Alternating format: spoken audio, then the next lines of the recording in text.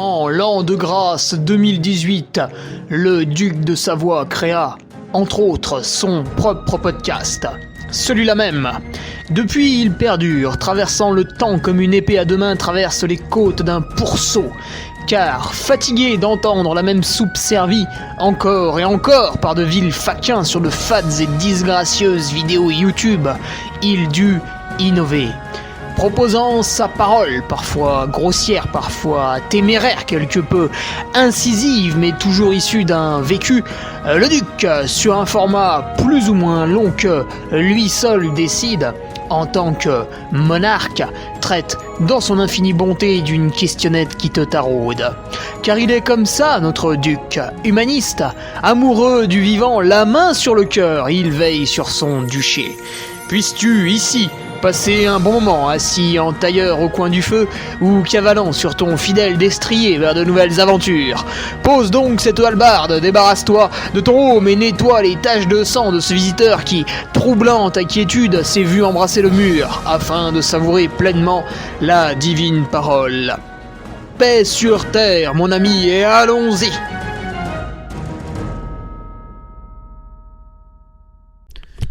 Ah là, ça y est, on y est, c'est le podcast numéro 163, je sais, tu n'en crois pas tes yeux, et c'est bien normal, tu trouves ça absolument extraordinaire, et ça l'est, n'ayons pas peur des mots. Podcast numéro 163, alors avant de le lancer, puisque en fait, il s'agit d'un audio préenregistré avec le panier à café, alors... Le panier à café, très brièvement, si tu veux tout savoir, en fait, c'est 3 personnes, quoique ça s'agrandit gentiment. Et c'est Fabien, qui est un petit peu le fondateur, que nous allons avoir sur le podcast dans quelques minutes. Bien sûr, avant, je vais faire un très long monologue exprès pour t'ennuyer. Mais voilà, avec Fabien, on va pas s'ennuyer. Fabien, voilà, il va te parler de vrais trucs. Voilà, tu vois, il y a beaucoup d'infos très intéressantes justement sur le café. Et je ne sais pas si tu as déjà essayé de prendre tes grains de café chez un torréfacteur. Donc bon, voilà, le panier à café c'est Annecy, mais dans les autres villes, il existe aussi des torréfacteurs. Hein. Il n'y a pas que lui en France, fort heureusement. D'ailleurs, au passage, juste comme ça, Fabien est vice-champion de France des torréfacteurs. Mais il est pas le champion. Voilà, ce sera en septembre cette année. On lui souhaite le meilleur. Donc, tu vas te régaler. Avant ça, bien sûr, les quelques news comme d'habitude avec ce bon vieux Patreon. Écoute, je m'apprêtais à ne remercier personne puisque je n'avais pas de nouveaux patriotes cette semaine. On allait faire Chou Blanc, on allait faire Fanny. J'allais être obligé de passer tout nu sur le bureau, mais Gilles Le Pennec m'a sauvé. Voilà, nouveau patriote de la semaine. C'est vrai que je m'étais habitué à un luxe, voilà, avec beaucoup de patriotes chaque semaine qui nous rejoignaient. Eh bien, un seul, voilà, cette semaine. Eh bien, c'est l'occasion de lui faire sa fête. Et Gilles, voilà, bravo. J'ai vu que tu t'étais pas inscrit au forum, Gilles, bordel, mais qu'est-ce que t'attends pour le faire? Donc, dépêche-toi. C'est quand même sur le forum qu'on s'amuse un petit peu.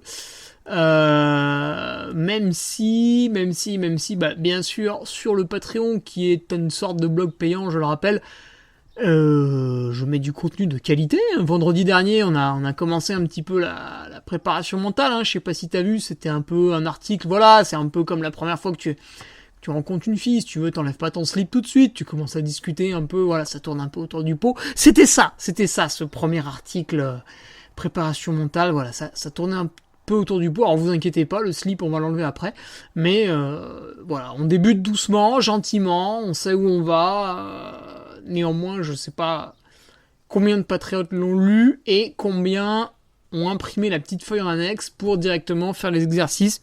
Hop, papier, stylo, en ce moment c'est le brevet des collèges, en ce moment c'est le bac, les gens découvrent pas la difficulté, puisque maintenant il faut être trisomique pour rater son bac, mais quelques exigences, voilà, on vous demande d'arriver à l'heure à l'examen, après l'examen lui-même, ça va. Donc merci Gilles de nous avoir rejoints sur ce Patreon, vous l'avez vu aussi lundi dernier, enfin tous les lundis bien sûr, revue de presse, déjà la 17ème, jusqu'où s'arrêterons-nous, nulle part. commence à être riche, hein, ces revues de presse, commence à être gourmande, et avec le week-end qu'on va passer, que ce soit sur ce 90 du Mont Blanc où je serai coureur, que ce soit sur cette montagnarde où je serai speaker, que ce soit sur les courses du marathon du Mont Blanc où il y aura plein de coureurs, hein, puisque le Covid s'est arrêté le 20 juin en France, que ce soit à Verbier-Saint-Bernard, qui est une boucherie suisse juste à côté, que ce soit sur les petites courses locales. Je sais qu'il y a un petit maratrail sympa au cœur des Bauges, il me semble que le départ est vers le Châtelard. Voilà, il y a encore de quoi se régaler tout ce week-end, et puis du coup, lundi prochain, énorme revue de presse pour passer tout cela en revue. Vous l'avez vu avec Alexandre Viol, notre superbe reporter que je paye des millions d'euros. Il vous a fait en plus des petites vidéos du Lavaredo, il vous a fait des petites interviews des premiers français, donc la première au scratch était une première française, tant mieux, bravo Camille Boria, super sympa en plus. Et il vous a même mis son petit Google Drive photo, enfin voilà, là franchement, là, vous aviez tout pour vivre pleinement l'événement. Et donc, c'est rendez-vous lundi prochain pour la même chose. En parlant du 90 du Mont Blanc, je vais le courir, bon. J'ai toujours un petit souci qui fait que je vais pas vraiment le courir en fait. Mes patriotes sont au courant. Pas toi, puisque tu es un gueux, donc je considère que tu n'as pas à avoir l'information. Voilà, c'est comme ça. Mais petit 90 du Mont Blanc, malheureusement cette année, dès le départ, je sais que et ce sera dur d'aller à l'arrivée. D'autant plus que je vais pas m'amuser à arriver à point d'heure, hein, vu que je dois être sur la montagnarde samedi à 4h du matin. Voilà, si je suis pas en capacité d'arriver avant 20h à Chamonix, bon, je m'arrêterai un peu avant pour aller au travail. Oui, j'ai pris l'accent noir, c'est peut-être raciste, fais-moi un procès, écoute, on s'amuse. Que dire de plus ? Petite prépa pour le 90 du Mont Blanc. À retrouver sur le Patreon, encore une fois, hein, si tu y es pas, t'es boycotté, j'ai envie de dire. Donc, rejoins-nous, c'est... Que dire de plus ?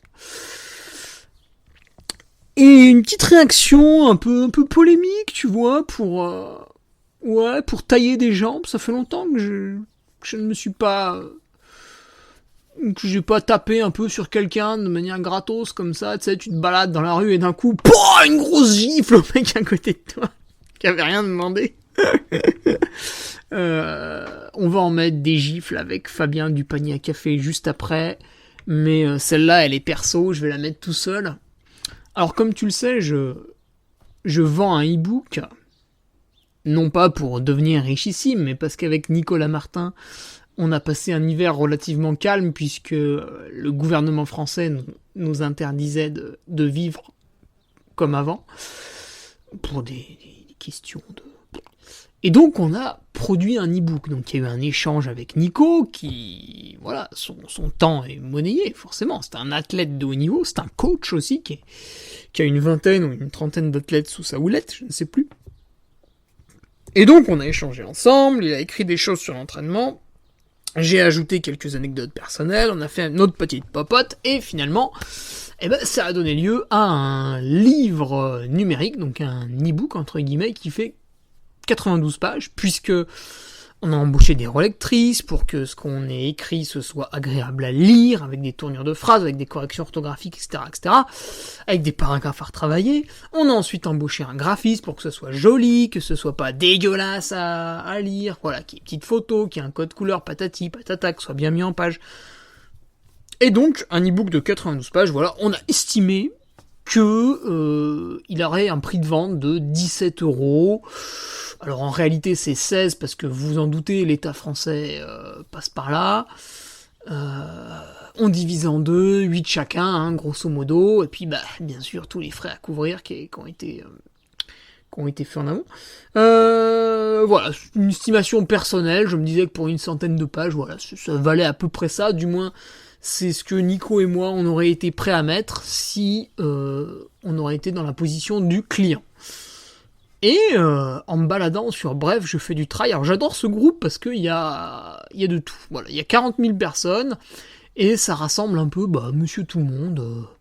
des gens qui ont des situations familiales toutes différentes les unes des autres, des jobs tous différents les uns des autres, des avis sur le monde tous différents les uns des autres. Donc j'aime bien, ça fait une espèce de popote et voilà, on pioche un peu là-dedans. Et je vois un message de quelqu'un qui cherchait sans doute à se faire connaître. Alors, c'est pas très intéressant, je suis allé sur son site, qui proposait un e-book gratuit, tu vois. Bah oui, parce que payant, oh là là, c'est mal. Donc lui proposait un e-book gratuit. Je me suis dit, bah Hugo, t'es un escroc. T'es un escroc, Hugo, regarde, t'es un enculé, tu fais payer les gens 17€ pour ton e-book, t'es vraiment le dernier des connards, tu devrais leur offrir. Et donc j'ai téléchargé son e-book à ce monsieur. Alors en fait, pour télécharger son e-book, il faut aller sur son site, il faut donner son email, donc en fait vous entrez dans un tunnel de vente, donc ça c'est la base des études de marketing, c'est-à-dire que dès que vous arrivez sur le site internet, hop, il va récupérer votre email en disant « Ah, tu veux recevoir mon e-book gratuit pour t'aider à progresser ?» Bah t'as dit, toi t'es là, t'es « Wouah, génial, un truc gratuit pour progresser !» Et paf, tu fonces, tu donnes ton email, et immédiatement après, dans la soirée, j'ai reçu au moins 3 mails, découvre ceci, découvre cela, bla bla bla, donc tout un tas de choses dont j'avais absolument pas besoin.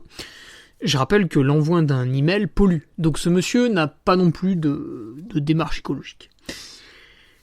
Puisque il vous envoie un email alors que vous l'avez pas demandé. Bon. Moi j'envoie un email de confirmation quand vous commandez mon truc. Voilà, c'est difficile de faire moins puisque c'est un e-book, je suis obligé de vous l'envoyer par mail. Voilà, à un moment donné, il n'y a plus de solution. Lui, voilà, vous vous inscrivez, direct, il y a 3, 4, 5 mails. Alors je me suis immédiatement désabonné de cette horreur. Et donc je lis l'e-book, tiens d'ailleurs je le proposerai à mes patriotes pour qu'ils se marrent eux aussi. Je le lis, et en fait, j'ai eu l'impression que c'était un enfant qui avait écrit, tu vois, parce que c'est... Alors la police, ça doit être du comics sans MS, en taille 14, et il fait des sauts de ligne, tu sais, entre les trucs.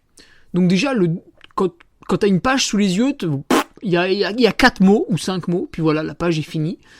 Donc le total c'est 28 pages, donc là aussi, il y a quand même pas beaucoup. Les 4 dernières, c'est des références scientifiques, alors ça sert à rien, à part meubler, évidemment.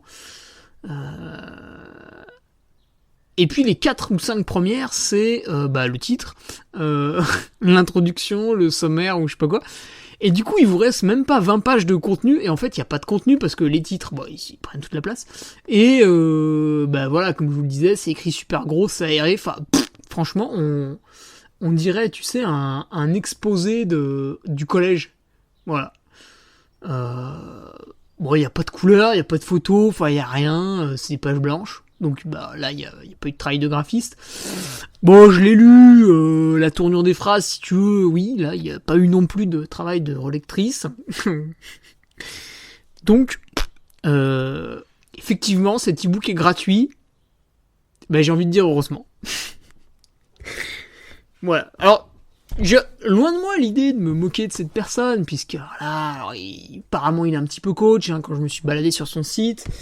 Il a peut-être fait une licence TAPS, puis il s'est dit, tiens, je vais être en mesure de coacher des gens. C'est pas faux, il peut coacher le débutant, il sera toujours utile. Le débutant, en gros, vous l'amenez courir en le prenant par la main, et c'est bon, il progresse, donc il n'y a pas besoin d'avoir fait l'ENA. Donc voilà, ce monsieur a quand même une démarche où il veut plutôt aider les gens, tout en gagnant un peu sa vie. Bon, c'est un peu le but de la vie, donc c'est pas mal. Maintenant, ce qui me gêne un petit peu, c'est que son e-book est dégradant, tu vois. Il dégrade mon travail, parce que du coup, sur ce groupe, bref, je fais du travail, en fait, les gens se disent, un e-book, ça doit être gratuit. Parce que ce monsieur propose des e-books gratuits. Alors en fait, oui et non, puisque ce qu'il propose, c'est pas fou. Donc oui, ça peut être gratuit, oui. Maintenant, ce que nous, on propose avec Nicolas Martin, ça n'a quand même rien à voir. C'est pas pour nous jeter des fleurs, mais... vous lisez les deux, c'est le jour à la nuit, quoi. Il y en a un, il vous apporte des connaissances et un plan d'entraînement, l'autre, il vous a pris 10 minutes, c'était sympa, agréable, mais ça va pas plus loin.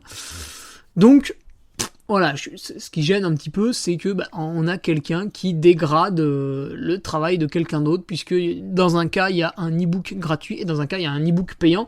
Donc c'est sûr que tant qu'on n'a pas lu les deux, on comprend pas pourquoi l'un est payant et pas l'autre. Alors voilà, je me mets un peu en avant, parce que si je ne le fais pas, si tu m'écoutes et que toi aussi t'es auto-entrepreneur, ou que t'es même quand t'es salarié dans une boîte, ça marche aussi. À un moment donné, il faut te mettre en avant si tu fais quelque chose de correct, quelque chose d'utile. Parce que y a des gens qui se mettent en avant alors que ce qu'ils ont entre les mains, c'est du vide, c'est de l'air. Tu vois, j'aime bien, l'autre fois ma copine m'a dit, qu'est-ce qu'elle m'a dit? Ouais, je sais plus de quoi elle parlait, puis elle disait, ouais, il sculpte la fumée, quoi. Alors, je n'ai pas compris l'expression, puis elle m'a expliqué après, effectivement, sculpter la fumée, voilà, c'est faire un truc un peu vide, sans intérêt. Et voilà, vous avez tout un tas de gens qui proposent des choses plutôt banales ou sans réel intérêt. Et vous, à côté, vous avez un truc carré, propre et tout entre les mains dont vous êtes fiers, et malheureusement, il est noyé dans la masse, puisque mauvaises informations. Donc voilà, je me suis un peu lancé dans cette longue pléiade, ce laïus, cette plaidoirie, pour promouvoir mon e-book en bousillant le sien. Et j'adore faire ça, parce que je suis quelqu'un de taquin.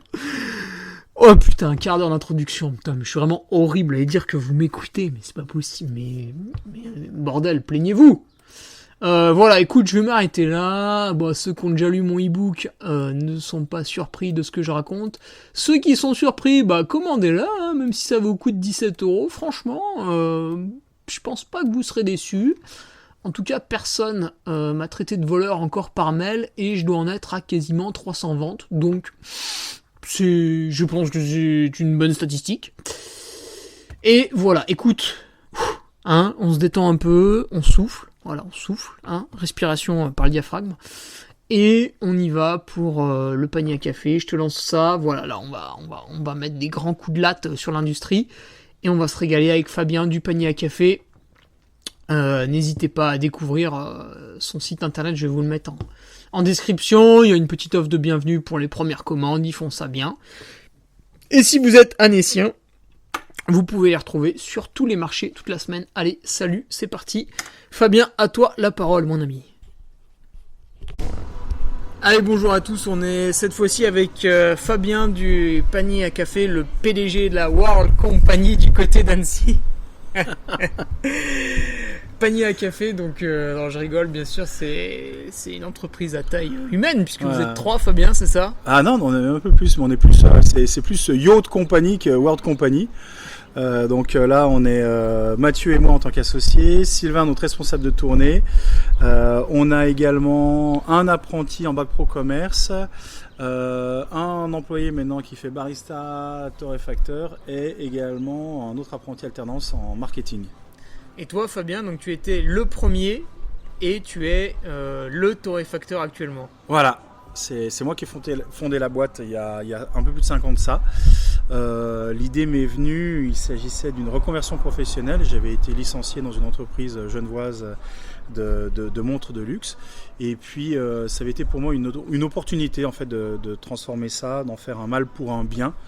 Je voulais retourner dans le commerce, ça c'était quelque chose qui était important pour moi. Donc c'est très cliché ce que je vais dire, mais à l'approche de la quarantaine, un gamin en bas âge, donc on met un peu les valeurs à plat en disant c'est le moment de faire quoi de ma vie. Et puis le café, peut-être qu'à force de prendre autant de pauses chez mon employeur, je développais un goût particulier pour ça. Et voilà, donc je me suis lancé dans le café de spécialité de cette façon-là. Alors, le café, c'est le café. Ici, au panier à café, qu'est-ce qu'on fait? En fait, vous recevez, tu vas faire attention à commander justement des grains. On y reviendra peut-être tout à l'heure, d'une provenance relativement correcte. Et toi, ton job, ça va être de le transformer ici, ouais, de le torréfier. Ouais. Et ensuite, t'emballes et tu revends à tes clients, que sont les restaurateurs, que sont éventuellement les particuliers, et sur le marché. Tu amènes le combi aussi. Le combi c'est Volkswagen. Là, c'est le tube HY de chez Citroën. Alors ouais, effectivement, mon job c'est de torréfier des cafés, mais ma mission première, elle est, c'est comme ça que j'ai monté mon entreprise, elle est d'aller à la rencontre du grand public pour rééduquer le consommateur, leur faire redécouvrir, réapprendre ce que c'est que le vrai goût d'un café, et pas d'un café industriel qui a été simplement brûlé. Voilà, donc ça c'est important parce qu'en France on est quand même le pays de la gastronomie, on rayonne en tant que tel dans le monde entier, la bonne bouffe, bouffe, même du vin. Et pour autant, quand arrive le moment du café, c'est souvent, on vous sert le café avec l'addition, allez, merci, au revoir. Et le café, il est rarement bon, on va pas se mentir. Et donc, réexpliquer aux consommateurs ce qu'est un vrai goût de café, pour moi, c'était essentiel. Et c'est pour ça que je suis allé à la rencontre des clients, des consommateurs sur les marchés, parce que c'est avant tout un vrai lieu de vie, un lieu de partage, et c'est un endroit où on goûte les produits. Moi, je prends le raisin quand j'allais en grande surface, le grain de raisin, je le goûte pas parce que sinon c'est du vol. Mais par contre, sur le marché, si on me le fait pas goûter, je l'achète pas. Et là, c'est l'occasion pour moi de vraiment d'expliquer aux consommateurs le goût d'un café, pourquoi il a tel goût, pourquoi il peut avoir des notes fruitées, des notes de fruits exotiques, des choses comme ça. Moi, c'est vrai que j'aime le café depuis un petit peu. Je m'étais mis à en consommer à la fin, sur la dernière année d'études. Et en fait, petit à petit, je me suis mis à en consommer, tu vois, des cafés plus ou moins de bonne qualité. Tu sais, quand tu es étudiant, je le mettais dans une cafetière italienne Bialetti. Puis au bout d'un moment, j'ai acheté des grains que j'ai voulu moudre avec... alors au début avec un moulin manuel, donc là c'était une catastrophe. Après avec un moulin électrique, ça devenait pas trop mal. Et puis c'est en 2020 où j'ai vraiment découvert la machine. Donc pour la marque, j'ai une DeLonghi et donc là tu mets ton grain, il se moud tout seul et tu commences à avoir du café correct. Et après j'ai découvert le panier à café parce que j'achetais des paquets de grains dans le commerce. Et je faisais attention à prendre des trucs un peu bio, équitable, Brésil, machin, bidule. C'était bon, tu vois. Et à un moment donné, je sais plus pourquoi, je sais pas, j'avais peut-être pas l'occasion d'aller en grande surface, je me rappelle plus. Et j'étais tombé sur votre site, le panier à café. Ouais. Et du coup, par hasard, j'ai vu que c'était sur Annecy. Bon, je pouvais pas aller sur Annecy, donc j'ai quand même commandé à distance. Et quand je l'ai reçu, tac, je l'ai mis dans la machine. Bon, j'ai pas hyper fait attention. Fait couler le café, j'ai bu et là, miracle. Il y avait une différence. Franchement, il y avait une différence. Oui, tu faisais des meilleurs chronos, tout ça. Non, c'était au goût. Mais donc là, vous, par exemple, vous avez en gros toute une palette de café. Je crois qu'il y en a au moins une douzaine sur. Ouais, c'est ça, une bonne 12-15, ouais. Et au début, donc, on va être sur 6 € les 250 grammes. Et après, on va moins. Et un poil moins. Ouais. Et on va vite monter. On peut monter 6, 7, 8, 10. En général, ça va être ça. Je vais rarement au-delà, sauf pendant les fêtes, quoi. Et quand on se promène dans les magasins, les sachets de 250 grammes, on va les trouver à 3, peut-être 4 € si vraiment on va aller chercher des labels un peu dans tous les sens. Ouais. Mais j'ai trouvé que c'était incomparable. Eh ben, ça me rassure. Alors, Fabien, tu vas nous expliquer justement. J'étais venu déjà dans comment on pourrait citer le nom? Entreprise, entrepôt, dans l'atelier. Atelier, ouais, gros atelier. Ouais. J'étais venu et tu m'avais montré ce que c'était une torréfaction. Et à ce moment-là, tu m'avais expliqué pourquoi la torréfaction industrielle c'est pas bon. Est différente, on va dire. Voilà. Ouais, pas bon. Ouais. Là, je vais faire mon Jean-Pierre Coff ou mon Jean-Pierre Coffee. Ouais, vas-y. Le café industriel ou même le bio, n'ayons pas peur de le dire, mais c'est de la merde. Voilà, il faut vraiment être conscient de ça. C'est malheureusement, et je le dis en toute transparence, je vais être obligé de me labelliser parce que je perds des ventes parce que je suis pas labellisé bio. Mais il y a deux choses. Les industriels, eux, achètent à la bourse. Donc tout le monde prend sa com. Et le seul qui voit pas l'argent, c'est le producteur. Donc ça, c'est un premier truc qui est assez dramatique. Il faut savoir que le café, c'est le deuxième produit le plus échangé au monde sur les places boursières, juste après le pétrole. Donc tout le monde n'en boit pas, mais chaque foyer en consomme. Ça, c'est statistique. Et 95% de la production mondiale est faite pour ou par des industriels. Donc c'est vraiment des cafés qui sont pas qualitatifs. On parlait de prix là tout à l'heure. Tu prends une capsule Nespresso ou Café Royal, enfin des trucs comme ça. Tu ramènes, si tu fais le calcul, tu ramènes ça au prix du kilo, ça va te coûter entre 80 et 100 € du kilo. Et moi, je vais plafonner à 30 € du kilo. Donc avec des vrais cafés de spécialité qui viennent de petites plantations, qui n'ont pas été achetés au cours de la bourse. Donc ça, c'est important. Donc il y a une vraie éthique par rapport à ça. Et après, par rapport aux choses qui sont un peu bio, t'en parlais un petit peu, le bio aujourd'hui c'est qu'un label. Et le bio, dans ma lecture, il a un intérêt, par exemple, tu manges une pomme, c'est un produit qui pousse par chez nous, le label bio, on comprend un peu les tenants, les aboutissants, faut pas qu'elle soit traitée, voilà. Une pomme bio qui vient d'Espagne, déjà c'est tout à fait les mêmes critères parce que c'est l'Europe mais c'est plus la France. Et puis une pomme bio qui viendrait de l'autre bout de la planète, sans parler de la pollution grise, enfin ça devient une aberration. Et un produit qui est vraiment comparable au café, c'est la banane. Et il y a souvent des reportages qui sont faits sur la banane au Costa Rica, des trucs comme ça, où ce sont des pays qui sont capables de traiter. Costa Rica, c'est quand même un pays riche, qui exporte énormément ces bananes et qui sur place les traite mais à outrance.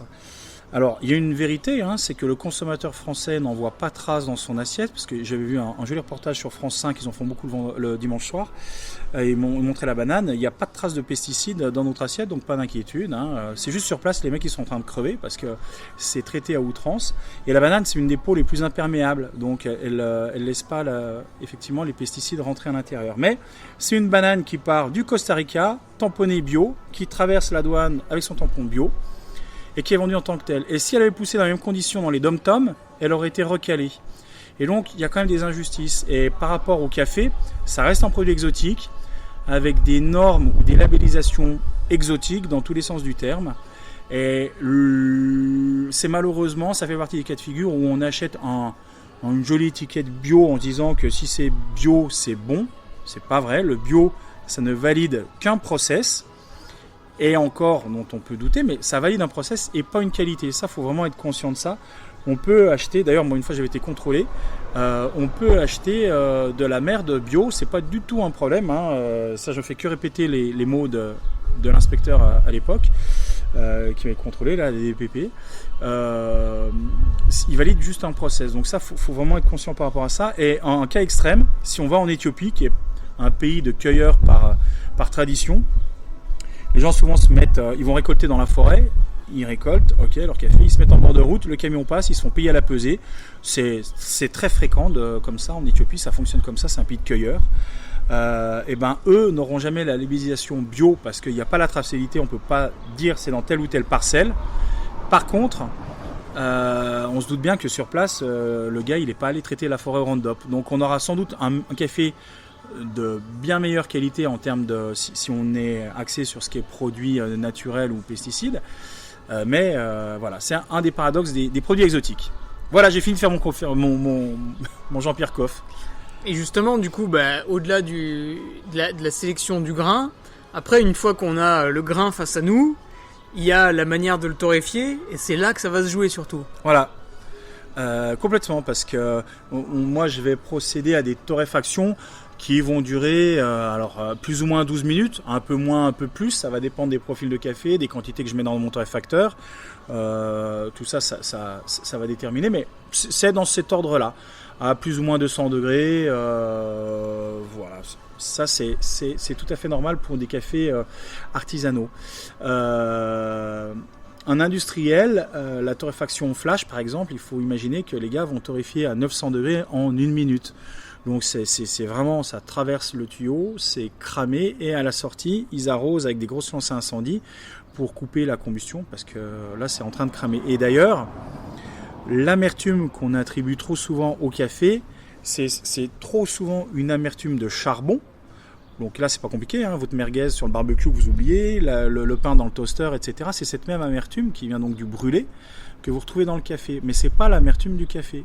L'amertume du café, elle va s'apparenter à un chocolat noir intense, par exemple, ou même un chocolat au lait.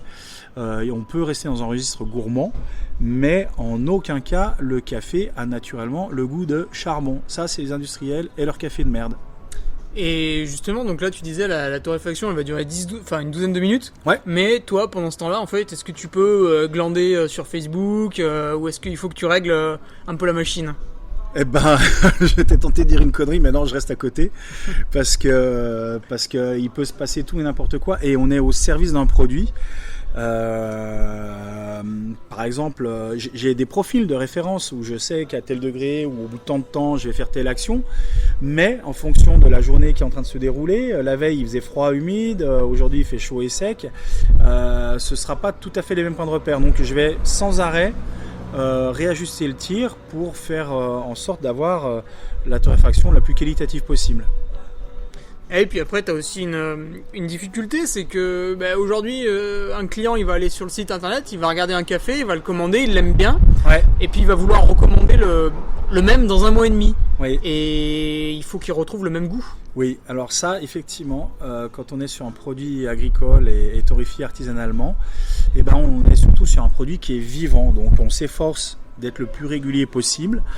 Mais là où je critiquais les industriels par rapport à leur goût de merde, ils ont au moins un avantage, c'est qu'effectivement ils savent être réguliers, et c'est d'ailleurs c'est la principale force des industriels, c'est la régularité. Et mon métier a sans doute été décimé par les industriels pour une bonne raison, c'est qu'avant il n'y avait pas de logiciel, de choses comme ça, donc c'était torréfié un peu à la papa là, et on pouvait avoir un café une fois qui était brûlé, l'autre pas, etc. Il faut imaginer un restaurateur qui doit servir une bouteille de vin, où vous avez beau lui amener le meilleur vin du monde, s'il y en a une sur 2 qui est bouchonnée, il va vite arrêter de la servir. Et le café, c'est ça. Tout l'enjeu, c'est d'être régulier. Donc nous, on a mis en place des process. On a des machines maintenant qui sont performantes, qui permettent de travailler artisanalement, ça c'est important, et d'essayer d'être le plus régulier possible. Mais là, après, il faut laisser faire la magie. C'est comme pour le vin. Et à un moment donné, on travaille avec un produit agricole. Donc il va légèrement fluctuer. Il y a des fois, ce sera un peu mieux, des fois encore meilleur, des fois un petit peu moins. Mais l'idée, c'est d'être toujours dans le même registre. Alors, tu nous parlais aussi, t'as fait l'éventail de toutes les questions dès le début, tu nous parlais justement de ce logo bio, le fameux logo bio. De la merde! Mais non, c'est pas vrai, tu vas y céder, tu vas céder à l'appel à l'appel de la labellisation. Du coup, toi, quand tu sélectionnes tes cafés, donc t'as plusieurs origines, si tu veux en citer peut-être quelques-unes. Oui, alors en origine, en fait, les cafés, ça pousse sous toute la ceinture tropicale, donc du tropique du Cancer au tropique du Capricorne, donc tout ce qui est Amérique latine, etc., centrale, bien entendu, toutes les îles qui se trouvent entre nous et puis l'Afrique. On va avoir aussi toute l'Indonésie, tout ça, donc j'ai beaucoup d'Amérique latine parce que ça c'est vraiment des cafés de cœur, le Salvador, l'Équateur, etc., le Brésil, et puis après l'Afrique, l'Éthiopie qui est le berceau du café d'ailleurs, le berceau de l'Arabica, et puis les cafés d'Indonésie que je fais un petit peu moins parce que j'ai moins d'affect en termes de goût pour ces cafés-là. Et dans toutes ces provenances, t'en as qui aujourd'hui sont déjà bio et d'autres non. Ah oui. Alors je fais du bio. La seule chose, c'est que c'est pas un critère de sélection. Moi, je les sélectionne s'ils sont bons. S'ils sont bons et qu'ils sont bio, tant mieux.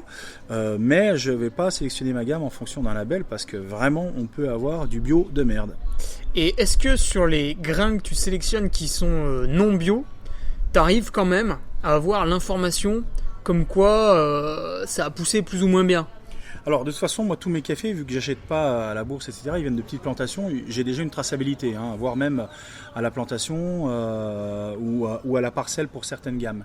Donc là-dessus, c'est assez transparent.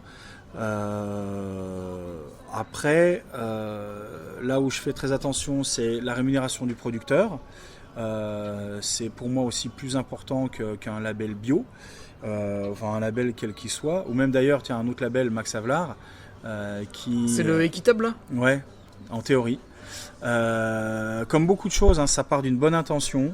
Ça dit qu'on va garantir un juste prix aux producteurs, etc. Je vous invite à taper sur Google par vous-même scandale Max Havelaar combo, etc. Vous allez voir que Max Havelaar, en fait, ils vont s'engager à payer une partie de la production à un producteur au juste prix. Et encore, ce qui définit un juste prix, c'est dès que c'est au-dessus du cours de la bourse, c'est un juste prix, donc il n'y a pas besoin d'aller bien loin.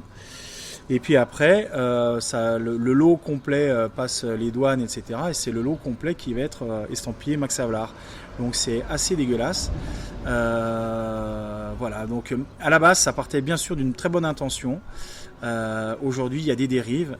Donc commerce équitable, ma foi, c'est de toute façon, dès qu'on est sur un label de grande échelle, dès qu'on est sur un industriel, faut pas être dupe. On n'est plus dans le monde des bisounours, on est plutôt sur un monde de profit où les gens vont essayer d'amasser le plus de profit coûte que coûte, quoi. Et du coup, ces grains bio que tu as un peu, du coup par hasard, parce qu'ils sont conformes à tes attentes au niveau du goût.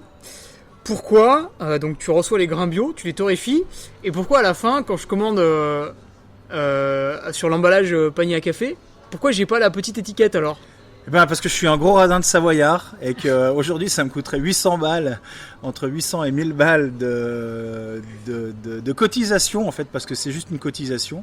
Alors j'espère que les inspecteurs du bio m'écoutent pas forcément, parce que je vais effectivement me labelliser et j'espère qu'ils seront pas trop durs avec moi quand ce sera le cas. Mais ça me met les boules parce que ça ne change rien à mon activité. Je vais juste payer une cotisation. Quelqu'un qui va me prendre 800 balles à l'année, entre 800 et 1000 balles à l'année. Chaque année, pour ne rien m'apporter de plus. Il faut imaginer que je vais... En fait, moi, j'ai des critères de sélection, des critères de stockage ou d'emballage, etc., qui sont déjà supérieurs à ce que exige le bio. Mais pour pouvoir mettre cette putain d'étiquette de merde verte, ça va me coûter 800 000 balles. Donc, entre 800 et 1000 balles. Donc, c'est là où ça met un petit peu les boules et je l'ai en travers. Je vais y céder parce que je perds des ventes. Mais avant d'augmenter mon chiffre d'affaires de 1000 balles en marge, il va falloir que je revende encore un paquet de café. Donc, c'est un peu frustrant. Et alors, tu disais cette supercherie justement du bio parfois. Parfois, oui, tout à fait. Parce que je parle de mon métier. Ouais. Et quand c'est bien fait, ça fonctionne. Mais du coup, il faut montrer patte blanche et tu auras une petite inspection, c'est ça? Ouais. Alors après, ça va être effectivement s'assurer que mes cafés bio sont stockés à un endroit à part de mes cafés traditionnels pour ne pas risquer une certaine contamination. C'est le terme. Mais bon, moi, mes cafés, entre eux, déjà, ils sont stockés à part. Donc, c'est vous dire. Et puis voilà, donc après aussi, quand je torréfie, c'est un sens à respecter. En général, on torréfie d'abord les cafés bio, puis ensuite les autres, toujours dans le but d'éviter une relative contamination, des choses comme ça. Mais ça, c'est déjà quelque chose que je fais au quotidien.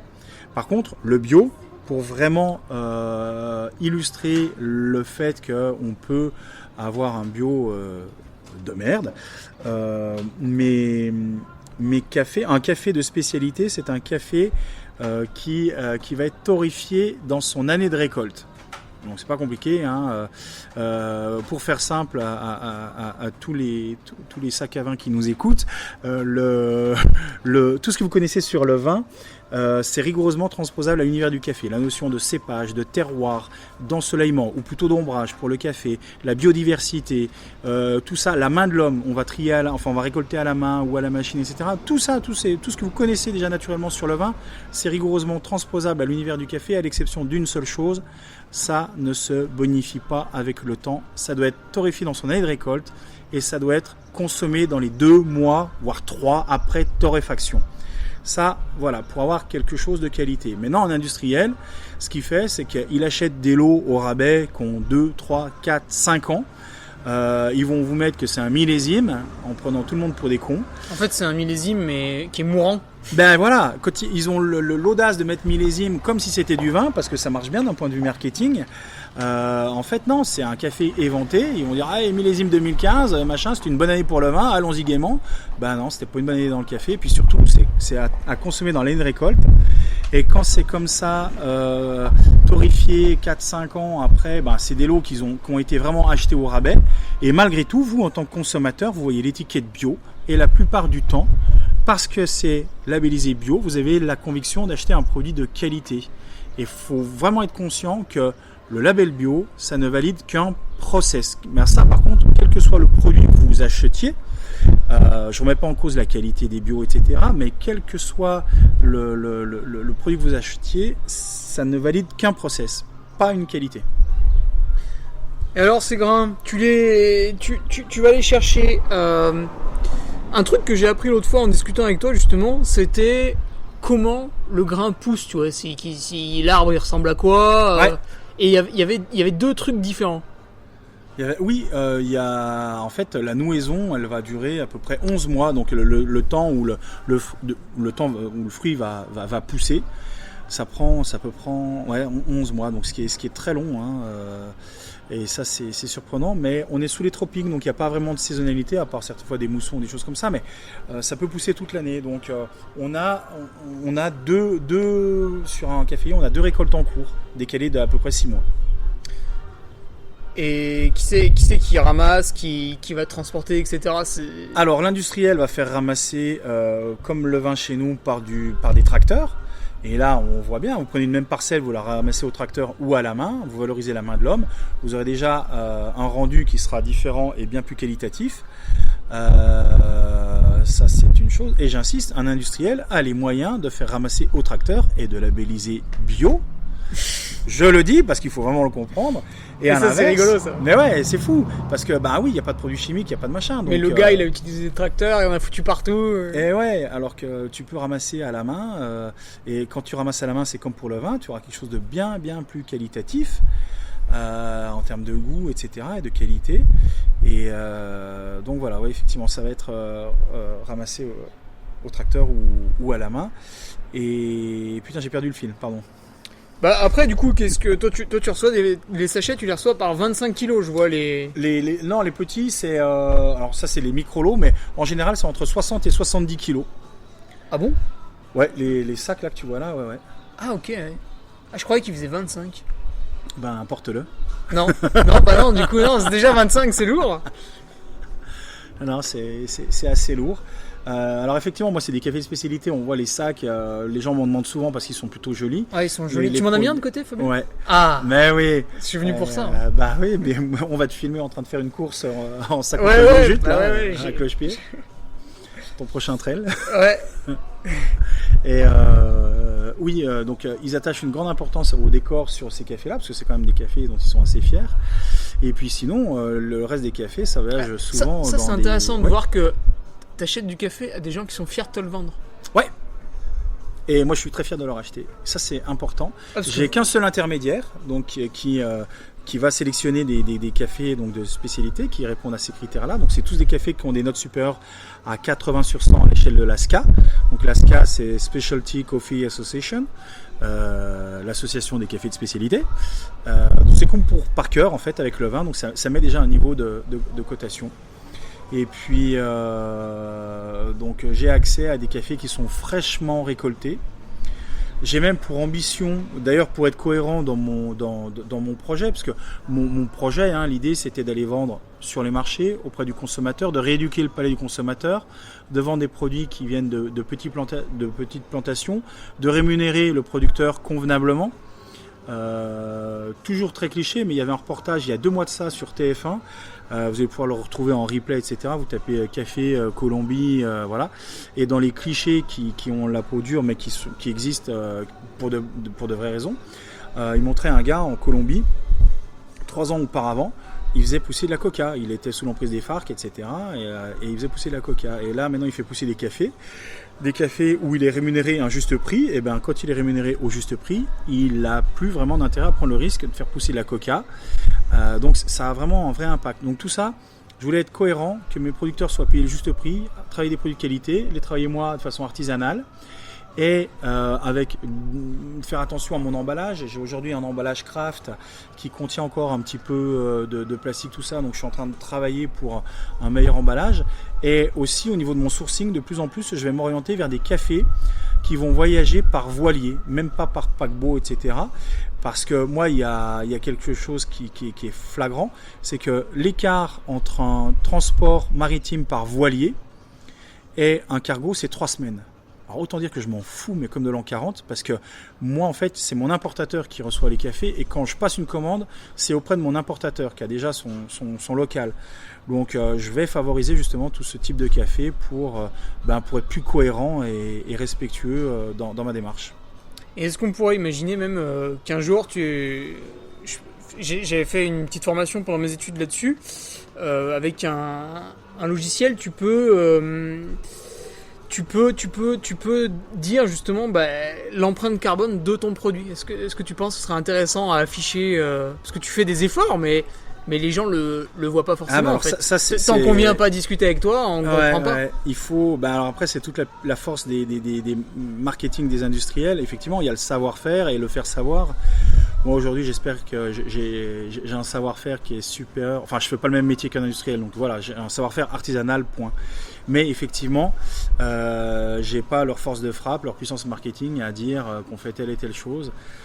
Donc effectivement, ça fait partie des choses où il faut qu'on communique un peu plus. Et merci d'ailleurs pour ton invitation. Parce que par exemple, imaginons, je dis n'importe quoi, c'est pas des vrais chiffres, ça va même pas être des vraies unités, mais aujourd'hui l'empreinte carbone de ton café, elle est de 300.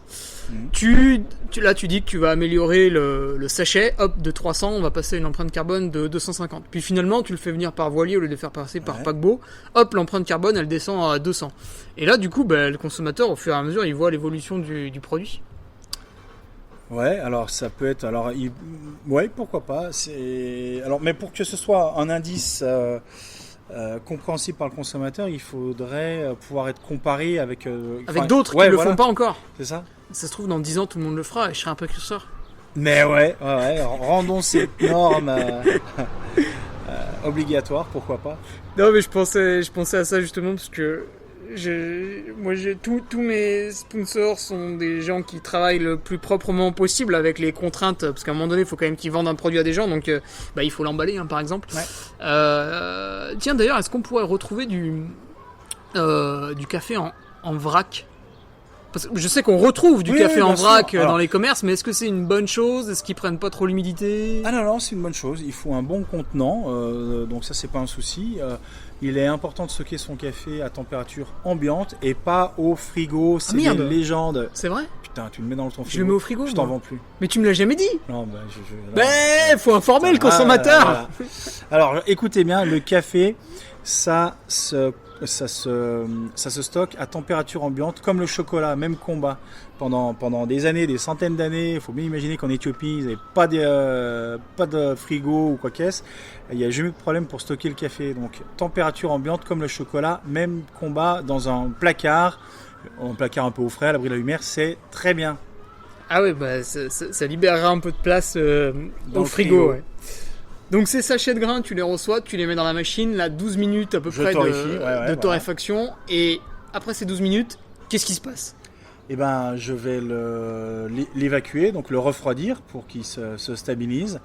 Je vais aussi le laisser maturer quelques semaines avant de le servir au restaurateur, parce que c'est comme une viande, c'est pas au cul de lavage que c'est le meilleur, il faut laisser maturer, et notamment pour des espressos qui vont être servis dans des restaurants. Votre café, là où il aura le plus d'arômes, c'est vraiment au bout de 2-3 semaines. Il va dégager les meilleurs arômes possibles. Il sera meilleur à l'extraction. Vous aurez une belle créma, du corps. C'est là que vous en profiterez le mieux. Donc je le fais, moi j'ai une petite cave où je le fais un petit peu dégazer pour mes professionnels.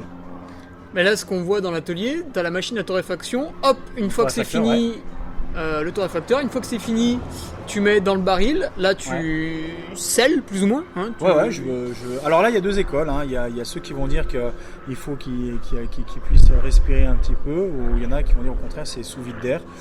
Je teste différentes méthodes parce que chacun y va de son point de vue, de son avis. Mais enfin voilà, l'idée c'est qu'il puisse se stabiliser. Et après, tu stockes ça sur les étagères à côté. Ouais. Et au bout donc de 2 semaines, tu les mets dans les sachets. Alors pour les particuliers, je sers plutôt parce que le particulier va pouvoir le stocker chez lui. De plus en plus, on est là avec les dates de torréfaction, etc. Mais le restaurateur, je le livre quand il est prêt à être consommé directement, parce que le restaurateur, quand il commande, il faut que ça puisse être consommé. D'accord.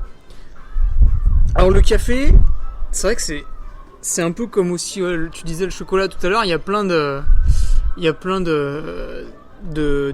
pensées, de clichés, voilà, c'est ça. Par exemple, le chocolat, on dit tu manges du chocolat, t'es gourmand, tu vas grossir, c'est une mauvaise alimentation. Ouais. Tu vois le chocolat, alors que moi je mange du chocolat, il est à 90% de cacao. C'est quand même tout sauf une gourmandise. Enfin, j'aime bien ça, évidemment, je me force pas à manger du chocolat. Mais par rapport au chocolat Milka, c'est pas du sucre. C'est quand même, c'est pas le même produit. Ouais. On parle pas de la même chose. Et avec le café, c'est pareil. On entend tout un tas de choses. Par exemple, vous ouvrez des magazines féminins qui racontent tout sur tout, n'importe quand, n'importe comment, puis les modes reviennent, etc.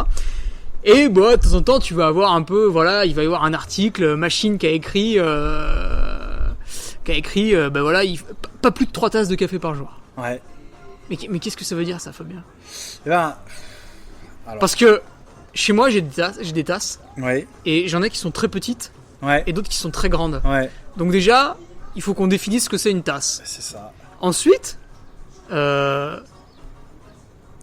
tu vois, des fois, il m'est arrivé de consommer du café soluble Ouais. sur des animations où tu vois, t'es en voiture, enfin machin. Non, de la grosse merde. Ouais. Ouais. Après, des fois, il m'est arrivé de consommer, je le disais, quand j'étais étudiant, j'avais la cafetière Bialetti, Ouais. donc c'était encore un autre type de café. Mhm. Et puis là, maintenant, je mets mes grains, mais c'est pas toujours les mêmes grains dans la machine. Et puis même sur la machine, je peux régler plus ou moins comment ils sont broyés. Du coup, déjà, on a un problème sur la contenance de la tasse, et on a un problème sur ce qu'il y a dans la tasse, parce que tous les cafés sont complètement différents. Oui. Donc, quand on me dit qu'il faut pas boire plus de 3 tasses de café par jour, est-ce qu'on serait pas sur une bêtise ? Si on rentre dans le détail, oui, mais dans les grandes lignes, on comprend bien l'idée. En fait, c'est toujours pareil, pas d'excès. Manger de tout, consommer un peu de tout, sans excès, et voilà. Il y a des études qui démontrent que le café a des vertus très très positives pour l'organisme. Hein. Oui, mais alors, à chaque fois qu'on lit une étude sur le café, oui. Ils ont fait l'étude avec quel café ? Tu vois, c'est ça la question. Alors, ouais, voilà. Donc, par exemple, café, il y a aussi café, dans les études, quand je lis une étude, ils ont fait une étude pour montrer telle ou telle chose dans le sport sur un groupe de personnes. Mhm. Mais si ce groupe de personnes, il me ressemble pas, parce qu'ils sont trop vieux, ou parce qu'ils font pas tout à fait le même sport, etc., Ouais. tu vois, est-ce que c'est valable ? C'est la question qu'on s'était posée dans un podcast précédent avec une amie à moi qui a son doctorat justement dans le milieu du sport, et qui nous a appris un peu comment dépioter une étude. Mais pour le café, c'est pareil, parce que suivant ce que tu as mis dans ton étude... Eh ben oui, dans le café, il y a à boire et à manger.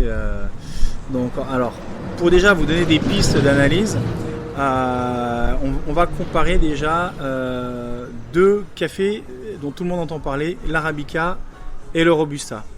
Il faut savoir que déjà, là, on compare 2 choses qui ne sont pas comparables, puisque l'Arabica est une espèce, le Robusta est une variété.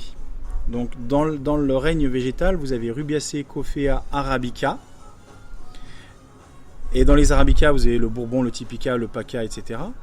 Et de l'autre côté, vous avez Rubiacea coffea canephora, donc le canephora au même niveau que l'Arabica. Et dans le canephora, vous avez du Robusta. Donc c'est juste une variété. Donc déjà là, on compare 2 choses différentes. Après, en termes de caféine, de concentration de caféine, le Robusta est extrêmement riche en caféine, c'est certain. Il est robuste. Ouais, alors effectivement, il est robuste comme son nom le sujet. D'ailleurs, ça pousse dans les plaines. Les industriels adorent ça parce que vous le mettez sur des champs, vous ramassez au tracteur, ça fonctionne bien, ça craint pas les parasites. Voilà. L'Arabica, en fait, il va pousser à plutôt altitude. Plus il pousse haut, moins il contient de caféine. Et d'ailleurs, tiens, est-ce que tu sais pourquoi une plante sécrète de la caféine ? Ah bah non. Ah! Et ben voilà. En fait, c'est tout con, c'est pour se protéger des parasites. Donc, plus une plante est exposée aux parasites, plus elle va sécréter de la caféine. Autant dire qu'un Arabica qui pousse déjà à 1000 mètres, et puis ensuite on va monter à 1005, 2000, 2005, 2007 pour certains Arabica, et ben à 2007, ils vont pas avoir beaucoup de parasites. La plante, elle n'a pas besoin de sécréter énormément de caféine, voire pas du tout. Et là, on se retrouve avec des Arabica, des purs Arabica qui sont très peu caféinés. Par contre, ils vont être très intenses aromatiquement. Et là, il ne faut pas confondre l'arôme et la caféine. Parce que vous pouvez avoir un café explosif en bouche où vous avez 1001 saveurs, vous dites mais qu'est-ce que c'est ça, c'est incroyable, j'ai jamais bu ça. Et le réflexe de base va être de dire ben Dieu, ça réveille. Sauf que ça réveille les papilles, point barre. Le reste, c'est placebo. Parce qu'il aura très très peu de caféine. Et autre question, est-ce que tu connais la différence entre la théine et la caféine ? Non, mais je sais que quand on a des problèmes de fer, les deux sont déconseillés à proximité des repas, c'est tout. Ouais, alors c'est vrai, tout ça. Et une bonne heure, quoi. Ouais. Et par rapport à l'oxydation, mais en fait, la théine, véritablement, ça n'existe pas. C'est de la caféine qui est contenue dans le thé. Et par raccourci, on parle de théine. mais c'est de la caféine qui est dans le thé. Donc quand vous avez quelqu'un qui vous dit vous avez du déca, non, je supporte pas la caféine, donnez-moi un thé. Ouais, le thé, ça en contient autant qu'un bon arabica. Donc voilà, il y a quand même un petit effet placebo là-dedans dans la caféine. Donc imaginez bien, un Robusta, en bref, pour faire simple, un Robusta, ça contient énormément, c'est un concentré de caféine. Moi, je suis sensible au Robusta. Souvent, si vous êtes sensible à tout ce qui est... Enfin, c'est responsable de tout ce qui est maux de tête, tachycardie, aigreur d'estomac. Sans dévoiler trop de secrets, mais moi, quand je bois un Robusta, il me faut 5 minutes pour aller aux toilettes. Enfin, c'est radical. Je supporte pas ça. Physiquement, j'entends, sans même parler du goût. Donc ça c'est la première chose. Et après, par rapport à ta réflexion sur la taille de la tasse ou les types d'extraction, on va dire un ristretto en termes de taux de concentration de caféine, bien sûr, un ristretto contient plus de caféine qu'un café filtre. En termes de concentration, alors là, imaginez le pastis, tu mets ton pastis, tu mets juste 1 centimètre de pastis. Tu le bois cul sec, voilà. J'ai beaucoup fait ça plus jeune. Voilà, faut que je te raconte une blague. C'est très rigolo. Et là, forcément, aromatiquement, ça bombarde. Le réflexe que vont avoir tous les gens, oh là là, non, rajoute-moi de l'eau, sinon je vais te bourrer. Ouais, non, parce que le volume d'alcool, au final, tu peux rajouter 1 litre de flotte derrière, le volume d'alcool sera identique. Ça change rien, tu as assimilé le même volume d'alcool. Donc, tu as ce phénomène de taux de concentration. Après, tu prends une personne qui boit juste un petit Ricard, tout petit, et une personne qui boit une pinte de bière, il est probable que la personne qui a bu sa pinte de bière soit plus bourrée que celui qui a bu son petit shooter de Ricard. Le taux de concentration d'alcool dans la pinte de bière est bien en dessous qu'un pastis. Mais par contre, le volume au final ingéré est bien supérieur. Donc, par rapport à l'analyse de la personne qui dit qu'il faut boire 3 tasses de café, etc., je présume que c'est des moyennes entre des taux de caféine qui ont été constatés sur des espressos ou des filtres. Mais entre quelqu'un qui boit 3 espressos par jour et quelqu'un qui boit 3 cafés filtres, effectivement, il n'ingère pas la caféine de la même façon. Et puis si c'est un Robusta ou un grand cru d'Arabica. Moi, la réflexion que je m'étais faite, justement, quand on me disait, faut pas boire plus de tant de café par jour, ou ceci, cela, c'est que je me disais, mais comment on peut parler d'un café alors que, à un moment donné, je vais boire un café qui est complètement dégueulasse, qui a été produit d'une manière ignoble, qui a été transformé d'une manière ignoble, et puis moi, derrière, ma méthode pour le boire va être aussi vilaine. Et à côté, je vais boire un café d'exception, mais c'est juste pas du tout la même chose. C'est comme si on me disait si vous mangez plus de 3 pommes, c'est mauvais, ceci, cela. Oui, mais si c'est une pomme non bio qui a poussé au fin fond de l'Espagne où le gars il a arrosé de pesticides, et si c'est la pomme de mon papy, je pense que c'est pas les mêmes. Ouais. Donc peut-être pour ceux qui se posent un peu les questions, il faut déjà commencer par ingérer, quand c'est déclinable à tous les aliments, ingérer un produit de qualité avant de se demander quelle est la dose nocive. Exactement. Et du coup, tu nous as aussi parlé de ce Robusta et de cet Arabica, des deux sortes, la variété et l'espèce. Variété et espèce, ouais. Toi, dans ta gamme, t'as les deux ? Non, je fais que de l'Arabica. C'est vrai ? Ouais. Ah, mais c'est pour ça que je peux en boire beaucoup alors. C'est ça. Que de l'Arabica, parce que les Arabicas sont plus qualitatifs en termes de goût. J'ai pas vocation à travailler des produits industriels. Les Robusta, faut imaginer que les industriels adorent ça parce que ça pousse en plaine. Alors, tu pourrais pas en avoir un de qualité ? Alors le problème, très honnêtement, a priori maintenant il y a une branche qui est en train de se spécialiser sur certains Robusta, qui seraient plus qualitatifs que ce que ont pu être les Robusta jusqu'aujourd'hui. Sauf que l'intérêt de Louis Robusta à l'époque, c'était que ça coûtait peau de balle. Aujourd'hui, travailler un Robusta plus qualitativement va revenir au même coût qu'un Arabica, mais à coût égal. Il n'y a pas photo, quoi. Gustativement, entre un Arabica et un Robusta, moi je pense qu'il faut être con pour prendre un Robusta même de qualité, parce que le goût est pas au rendez-vous, quoi. Donc même pas un dans la gamme. Non. Tu pourrais le vendre comme le super panier à café. Ouais, non. Puisqu'il est plus fin. Non, mais voilà, je préfère prendre du plaisir avec des Arabica comme je les décline. Et puis, étonnamment, on découvre qu'un Arabica, on a tous en tête qu'un café, c'est noir et amer. Et en réalité, un café, ça peut avoir une multitude de goûts. En comparaison avec le vin, il y a 500 arômes reconnus dans le vin. Bon, c'est à l'ordinateur, hein. Moi je plafonne au-delà de 20, mais un Arabica, ça contient 800 arômes, 800. Alors que pour tout le monde, un café, c'est noir et amer. Un café, ça peut être fruité, enfin chocolaté bien sûr, mais fruité, aussi acidulé et voire même parfois citrique. Vous pouvez avoir l'intensité d'un jus de pulco au travers d'un Arabica. Alors c'est là où il faut être un peu vigilant, il ne faut pas faire n'importe quoi. Mais à la base, c'est le noyau d'un fruit et c'est des notes fruitées que vous allez plutôt retrouver dans les Arabicas. Il y a plusieurs manières de boire le café. Tu as parlé quasiment que de l'expresso. Ouais, alors parce que l'espresso tout le monde comprend. En réalité, on peut le boire. L'espresso, on connaît ça parce que géographiquement, on est à côté on est ex-Piémont ici, donc on est à côté de l'Italie où ça a été inventé. Mais le café filtre, ça fonctionne très bien. Les cafetières à piston, la Bialetti, donc cafetière italienne, ça fonctionne aussi. La méthode turque aussi, ça fonctionne. Aujourd'hui, tout ce qui est très tendance, tout ce qui est Chemex, V60 ou les différents drippers, c'est aussi une très très bonne méthode d'extraction. En fait, après, là où c'est intéressant, c'est qu'un café, selon la façon dont il va être extrait, il va révéler différents arômes, différentes saveurs, différentes textures. Je prends l'exemple d'un poisson. Si vous aimez, vous prenez une truite, une bonne truite, vous la faites à la plancha, vous allez pouvoir la faire croustiller un petit peu, ça va être sympa. Cette même truite, vous la faites en papillote dans votre four, elle aura une texture, un goût, une saveur différente.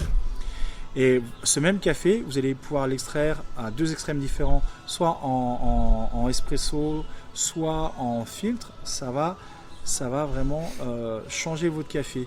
Un espresso, en fait, c'est comparable à un rayon laser. Ça a l'intensité en termes de goût, de texture d'un rayon laser. Donc c'est très très dense. Ça vous envoie une information qui est très concentrée, etc. Voilà. Ce même café, vous le faites en filtre ou en Chemex, des choses comme ça, et ça va rayonner. C'est l'équivalent d'une lumière tamisée en fait. C'est moins fort, mais le spectre va rayonner beaucoup plus large. Voilà. Donc ça c'est selon les goûts et les couleurs de chacun. Mais encore une fois, il n'y a rien de plus personnel qu'un palais. Il n'y a pas de vérité. De ce que j'ai pu constater. Les gens, au début, dans leur parcours, quand ils s'intéressent au café, sont rassurés par les espressos parce que c'est vite identifiable. Un peu comme pour le vin, où les gens vont être rassurés par des bordeaux, des vins plutôt tanniques, enfin assez puissants, des rouges qui tâchent, du vin de bonhomme. Et puis après, au fur et à mesure où on boit, où on éduque un peu son palais, on arrive à s'orienter vers des vins de plus en plus délicats et au fur et à mesure se tourner vers des Bourgognes, des choses comme ça, où il y aura plus de finesse, plus de délicatesse et on va travailler son palais pour aller chercher cette finesse-là. Et le café, moi aujourd'hui, j'ai beau être torréfacteur, etc. Quand je me réveille, je bois pas un espresso, je bois un café filtre. Un café filtre qui va me réveiller en douceur, qui va réveiller aussi mes papilles en douceur. Et puis au fur et à mesure de la journée, je vais partir sur des espressos, des choses comme ça. Mais voilà, ça c'est au fur et à mesure, c'est comment on va pouvoir éduquer son palais et aller à la rencontre de différentes saveurs et être capable au fur et à mesure d'apprécier la délicatesse. Côté délicatesse, si on rajoute un peu de lait dedans, Fabien. C'est pas un souci. Moi, je suis pas un ayatollah du café. Vous avez le droit de le boire avec même du sucre. Ça me pose pas de problème. Il y en a qui vont mettre des glaçons dans leur rosé. Alors il y a 2-3 vignerons qui sortiraient leur fusil, mais moi, le café, avant tout, le meilleur café du monde, c'est celui que vous aimez. Donc buvez-le comme vous aimez. Si vous avez besoin de le sucrer, pour le sucrer, voilà. Après, il y a une réalité, c'est qu'en général, c'est plutôt les cafés industriels qu'on a besoin de sucrer parce que le goût est très très fort et qu'on cherche à les arrondir, donc à masquer ce côté brûlé. Mais essayez de temps en temps d'aller goûter un café chez un torréfacteur ou dans un bon coffee shop, etc. D'aller appréhender un café de spécialité, de petite plantation, découvrir des notes un peu fruitées, des choses comme ça.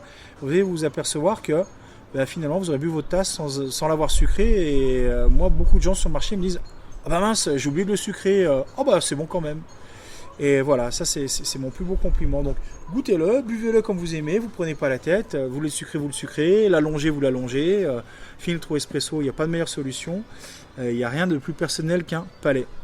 Et t'as pas mal de clients sur les marchés qui te demandent un peu cappuccino, des choses comme ça? Ah ouais, bah les lattés, ça c'est la grosse tendance. Donc on fait du latte art, en plus de ça, on dessine des petits cœurs, des tu fais ça? Bah bien sûr. Tu fais des beats des fois pour rigoler? Ça m'arrive de faire du latte art. Effectivement, mais je ne suis que l'artiste, j'exécute la commande. C'est surtout Sylvain qui fait des beats, je crois. Ouais. Ça lui fera plaisir en écoutant. Je l'ai cassé sur ma machine, la buse à cappuccino, tu vois, donc ça nécessitait un savoir-faire apparemment. Ah bah oui. Et est-ce que tu as vu, l'autre fois je sais plus qui me parlait dans le café, il mettait un espèce de beurre, c'était du ghee, je crois, G-H-E-E. Est-ce que tu connais un peu ça? Alors ça c'est tout ce qui est substance ajoutée. Un café gras, non, un truc. Ouais, mais c'est interdit en France en tout cas, parce que bon ou de rajouter du sucre pendant la torréf, ou de rajouter des trucs comme ça. Non, là je sais plus comment c'est, mais c'était un mec qui m'avait dit, voilà, lui, il faisait un régime alimentaire qui était assez particulier, il mangeait qu'à certains moments de la journée. Ouais. Et en fait, pour tenir dans la journée, quand il buvait son café, mais il mettait un truc très gras à l'intérieur. C'était un beurre spécial. Ah, alors ça je connais. Ouais, non, tu vois. Ouais. Bon, j'avais entendu qu'une fois. Je me demandais si tu connaissais. J'ai des questions d'un pote qui est très très bon amateur de café. Bon, il est un peu loin, il est plutôt sur Paris. Ouais. Et à côté de ça, il s'intéresse énormément à sa santé. Il en est même devenu, il est même venu à mettre un peu en parenthèse son travail pour devenir coach nutritionnel. Enfin, c'était avant tout pour avoir plus de connaissances, mais maintenant, du coup, il peut aussi coacher des gens. Et moi, par exemple, il m'apporte beaucoup. Ouais. Et il avait plusieurs questions un peu pointues. Allez. T'es prêt, Fabien? Putain, t'es concentré? T'es chaud? Ouais. Alors, il me demandait ce qu'étaient vos méthodes d'extraction préférées. Le filtre, comme je disais, moi j'ai plaisir à aborder le café tout bêtement en filtre. On a une mauvaise image du café filtre en France. Je pense que ça tient à son nom, parce c'est celui avec la petite bouilloire en verre. Non, ça c'est la Chemex carrément. Et le gros appareil? Non, mais c'est le. Ah oui, t'as ton filtre, t'as l'eau qui coule par dessus, quoi. Ouais. Et on appelle ça communément en France le jus de chaussette. Oui. Ouais. Mais du coup, c'est hyper dégradant parce que tout le monde imagine la vieille chaussette bien dégueulasse, toute trouée, donc on imagine un jus qui peut sortir de ça. Sauf que non, la chaussette, c'était le nom du filtre qu'on plaçait au début quand on faisait les cafés filtres. Donc du coup, il y a une perception qui est très négative, alors qu'un café filtre, je vous promets, vous le buvez, vous l'appréciez, avec des notes légèrement fruitées, c'est hyper agréable et c'est tout simple. C'est à la portée de tout le monde. Une cafetière aujourd'hui, ça coûte 50 balles à Auchan. Enfin, voilà, donc il n'y a pas besoin de partir sur des machines à 1000 balles. Et franchement, le café filtre est même encore un tout petit peu mieux. Je dois reconnaître que ça nécessite un petit peu de préparation, mais la cafetière à piston, la French Press, où tu mets ton café au fond de ta presse, tu recouvres d'eau, tu laisses infuser, tu presses. Le filtre, alors parlons écologie, le filtre c'est un filtre permanent en métal, donc tu le passes à l'eau, c'est rincé. Tu as juste fait chauffer ton eau, ton marc, tu peux le recycler, tu le mets dans tes plantes, etc. Donc là, en termes d'impact, tu pollues que dalle, c'est hyper simple d'utilisation, de nettoyage, et ça donne vraiment des bons cafés. Donc, c'est vrai? Ah mais ouais, mais grave. Ah mais c'est parce que moi, j'avais cette machine avant, cette machine c'est extrêmement simple, et c'était il y a 2 ou 3 ans, donc j'avais des cafés relativement mauvais, et du coup ça faisait un peu de la merde quand même. C'est comme tout, tu mets de la merde dans de la merde. Ah mais je réessayerai alors. Ah bah ouais. Et après il me demandait aussi les profils de torréfaction. Alors ça j'ai pas tout à fait compris parce que quand je t'avais vu faire la torréfaction, j'ai l'impression que c'était. Alors mon meilleur profil pareil. C'est mon profil droit. Pendant que je torréfiais, c'est ça? Non. Alors en fait, je sais pas, il a dit light, medium. Mais bien sûr, light roasted, medium, dark. Tu parles bien anglais, on sent que tu négocies avec les mecs au marché. En fait, ça c'est des effectivement, comparons une viande. Ça correspondrait à, on va dire, saignant, bien cuit, à point, etc. Donc il y a différents degrés de cuisson qui vont permettre de mettre en avant soit le côté fruité que peut avoir un café, si à la base déjà il a un profil organoleptique avec des notes fruitées qui sont très, très prononcées. Autant faire une cuisson, on va dire light roasting, donc plutôt claire, pour mettre en avant ce fruit. Et il faut imaginer que plus tu vas pousser ton développement dans ta cuisson, plus tu vas aller sur du dark roasting, et plus ça va être à l'extrême, tu vas sortir du charbon.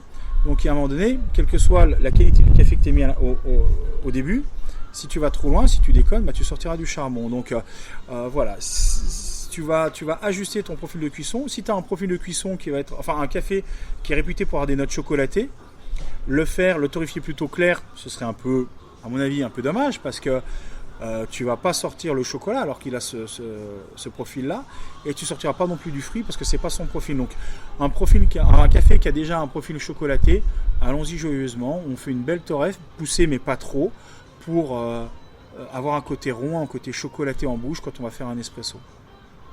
Donc voilà, je fais différents types de profils.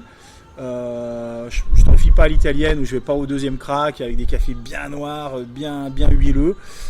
Alors le crack, c'est pendant la torréfaction, dans la machine, le grain s'ouvre. Ouais, aux alentours de 200 degrés, tu as ton grain qui va craquer, il va doubler de volume, et on l'entend hein, vraiment, il va craquer comme un popcorn pendant la torréf. Alors, ce que tu fais justement, tu fais des fois des démonstrations avec des groupes là sur la torréfaction. Ouais. Et à chaque fois, mais même quand tu fais tout seul, de temps en temps, tu sors un peu quelques grains de la machine pour vérifier. Je prélève des échantillons, je vérifie leur couleur, leur odeur, leur état d'avancement, si on respecte bien les délais, parce que après c'est comme une viande, hein. Si tu as une recette pour faire cuire une viande, je sais pas moi, en 1 heure de temps, je te dis une connerie, à 200 degrés, si au bout de 2 heures à 200 degrés il est toujours pas cuit, bon bah t'auras un goût dégueulasse quoi. Donc il y a dans la voie des niveaux de température et un temps à respecter. Et puis alors après on a toute une palette, c'est joli parce que ça, pareil, un truc que j'avais jamais vu, mais tu sais, tant que tu t'y intéresses pas, tu y vois pas, c'est que le café quand il arrive il est plus ou moins vert, un peu pâle, un peu palichon. C'est ça. Et puis il jaunit, il brunit, il devient marron, et c'est après qu'il va devenir marron foncé. Sa couleur, noir. Ouais, voilà. Café. Puis les odeurs qui changent aussi, tu m'avais montré l'autre fois, c'était intéressant. Ouais. Qu'est-ce qu'il nous demandait après? Il avait mis encore 2 autres petites questions. Seb, quel temps de dégazage conseiller sur tes cafés? J'en parlais tout à l'heure. Ouais, parce que en fait, quand lui le reçoit, le café a déjà dégazé ici en fait. Non. Alors, ce qu'on propose auprès du consommateur, on va pouvoir le vendre rapidement. Et quand les gens nous demandent, enfin quand on leur demande pour quelle extraction c'est, on va les orienter sur des cafés qui auront déjà dégazé ou pas. Donc ça c'est aussi l'avantage de travailler en tant qu'artisan auprès de son client.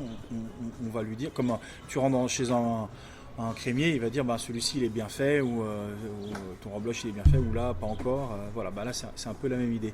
C'est un peu plus compliqué sur internet, donc là maintenant on est tenu, on met des dates de torréf, des choses comme ça, mais aussi le temps de dégazage va être fortement lié à la méthode d'extraction.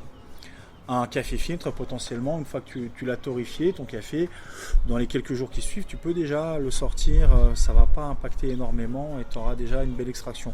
Ça va être plus merdique en espresso parce que le lendemain, par exemple, un espresso, ça va sortir du coca, quoi. Ça va sortir une créma comme de la Guinness, ça ne va jamais redescendre, tu auras un café qui n'aura pas de corps, pas de goût. Donc c'est là où c'est intéressant de le laisser plutôt dégazer. Mais voilà, par sur une moyenne de 2-3 semaines, pour le consommer, c'est bien. Quand il l'a reçu quoi.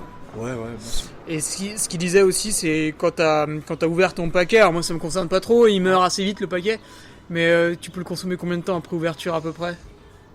Théoriquement, dans les il fait la semaine. Dans les 2 mois après torréf, ça sert à rien d'aller au-delà.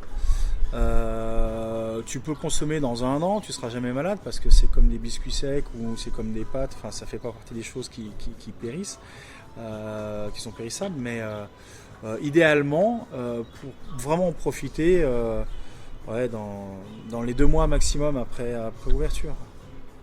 Bon, merci Fabien. Est-ce que tu as d'autres choses à rajouter? Non, merci pour ton invitation. Ceux qui sont sur Annecy ou qui ne nous connaissent pas encore, vous pouvez nous retrouver sur tous les marchés du bassin annécien. Les autres, vous pouvez nous commander sur internet. Vous pouvez même mettre des petits mots si vous avez des questions quand vous passez votre commande. On peut voir vos commentaires ou vos remarques. Et puis voilà. Est-ce qu'on a des projets avec le panier à café dans le futur? Est-ce que là, je sais qu'il y a eu un petit coup de boost avec la réouverture des restaurateurs, donc Oui, on est dans le alors travail là, pur et on a dur. un peu le feu, ouais, parce que bon, on est vraiment là dédié on accompagne tous nos restaurateurs pour la réouverture et c'est très bien, tant mieux, ils ont tous envie de travailler et donc on est là pour eux. Et donc ça c'est bien. Et puis après il y a des projets, ouais, on va continuer de s'agrandir, de se professionnaliser au jour le jour, parce que être cohérent, c'est un tout, c'est très compliqué. Hein. Je parlais tout à l'heure à la fois de mon sourcing, de mon packaging, de la façon dont il est transporté, etc. Mais c'est dans chaque détail qu'il faut être cohérent et c'est à chaque fois une grosse remise en question, un gros questionnement et ça prend du temps d'être cohérent sur toute la ligne, surtout quand on est un petit artisan. Donc voilà, mais l'idée c'est de se professionnaliser. Quand je dis se professionnaliser, c'est pas s'industrialiser, hein, c'est vraiment devenir le plus carré, rigoureux possible et améliorer notre savoir-faire et bien le faire savoir. Donc prochaine étape, oui, le concours du meilleur torréfacteur de France au mois de septembre. Ça, Ah oui, là c'est la compétition là. Ah ouais, c'est la compétition. La dernière fois, j'ai raté le titre de 1 demi-point. C'est vrai ? Ouais, 1 demi-point. T'as fait 2e. J'ai fait 2e. C'est bien 2e. T'as pas eu une médaille ? Bah non, parce que C'est c'était vrai pas un championnat de France, t'avais le titre ou tu l'avais pas. Ah merde. Et voilà, donc... Mais normalement t'es vice-champion du coup. Ouais, c'est ça. Tu l'as pas affiché sur le site aussi ? Ouais, je me 2e au concours du meilleur torréfacteur. Avec une photo double biceps comme ça. Ouais, voilà, bah je pourrais le faire. Mais voilà, donc là, septembre, prochaine étape et... Mais qu'est-ce qu'on vous demande justement à ce concours ? Ben là, alors il y a une partie théorique. Bon là tu les fumes là. Non, sur non, non. J'ai excellé sur la partie pratique, la partie cupping où on goûte des cafés, on reconnaît les origines, etc. On les classe. La reconnaissance de café vert, donc des différents grains, etc. Là aussi c'était très bien. La partie torréfaction où j'ai cartonné, donc ça c'était top. Et puis après là où malheureusement j'ai perdu des points, c'est sur les questionnaires très théoriques. Quel était le nom du premier sultan turc à avoir offert du café à la cour de France? Ah ouais. Voilà.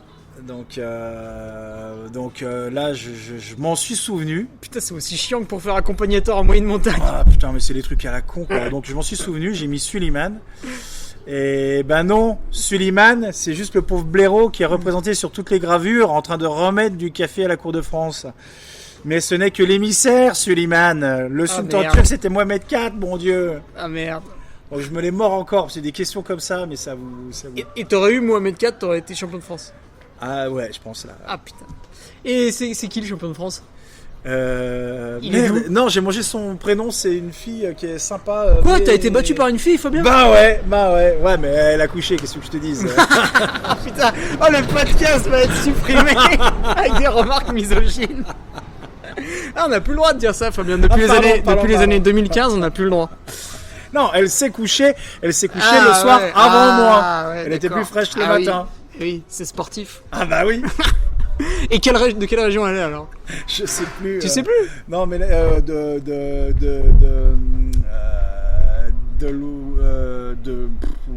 non, j'ai mangé son village. Mélanie, je crois. Mélanie, que je salue bien fort. Ouais. Il y a des régions en France où t'as plus de torréfacteurs, etc. un peu ? Paris, c'est hyper tendance. Quelle horreur. Bah ouais. Non mais c'est vrai, il y a beaucoup de torréfacteurs. C'est le côté un peu hipster, geek, c'est très à la mode, hein, tout ce qui est coffee shop. Donc, et puis tous les cadres moyens qui se convertissent sont très attirés par le café. En général, un petit coffee shop comme ça. Donc, Paris, il y en a beaucoup. Bordeaux aussi, énormément. Donc voilà, et puis sur Annecy pour le moment on n'est pas encore nombreux, on reste une petite ville donc ça reste un marché qui est encore, même si qui se développe, qui est niche quoi. Ouais, puis bon, pourtant il y a pas mal de restaurants, enfin, ça t'occupe un peu quoi. Ah oui, moi les restos ça m'occupe bien, ouais, j'avoue. Ok, ça marche. Bon bah écoute Fabien, merci, je vois pas d'autres détails à fournir. Non, moi non plus. Tu veux le mot de la fin ? Moustache gracias. Eh ben allez, on se retrouve la semaine prochaine pour un nouveau podcast. Et puis merci Fabien pour ce café de qualité. Voilà, le panier à café. Si vous êtes sur Annecy, vous pouvez directement venir sur les marchés. Puis sinon, sur le site internet, il vous livrera normalement avec amour. Hein. C'est ça. Salut. Ciao.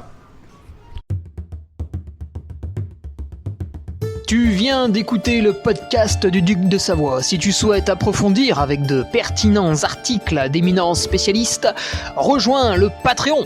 Tu feras ainsi partie en tant que fidèle patriote de la très prestigieuse Duke Army. Si l'humour est ton leitmotiv et que tu n'as peur de rien, viens sur l'Instagram. Si tu veux espionner le Duc, car tu es vil et sournois, son Strava est également à ta disposition. Enfin, si tu es vieux, presque sénile et ou débute dans les réseaux sociaux, contente-toi de suivre sa divine page Facebook, les liens sont dans la description. Que Dieu te garde et à la semaine prochaine.